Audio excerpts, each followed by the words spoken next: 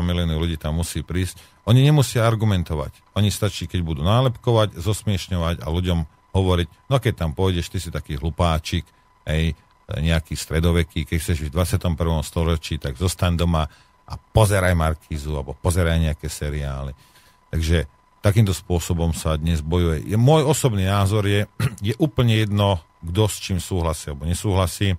Aj keď trikrát niekto povie, že nie je správne riešenie tam neísť, lebo vy to referendum znevažujete. Lebo vy môžete byť katolíci, evanielici, homosexuáli, bisexuáli a neviem čo, ružový slon môžeš byť, to je úplne jedno, ale vždy ste občania Slovenskej republiky a vždy a stále, aj keď sa vám to nezdá, tá moc patrí do vašich rúk.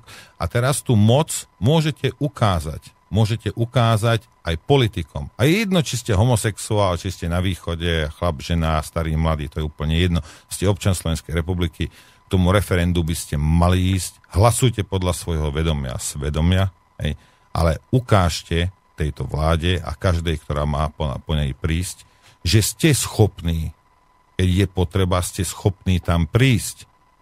A keď niekedy niečo iné bude, tak ste schopní sa zorganizovať. O tom to je. To je taký Damoklov meč, to je také memento, ktoré títo politici potrebujú. A je úplne jedno, ako budete hlasovať, lebo to je samozrejme na vás.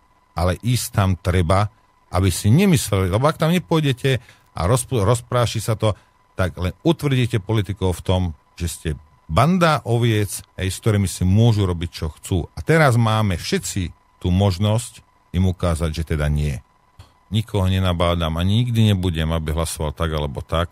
Ale treba tam ísť, pretože politikom všetkým je treba ukázať, že nie sme stádo oviec. Hlasujte kľudne nie, veď to je na vás. Nikto vás nenúti ani do jedného, do druhého, robíte to tajne.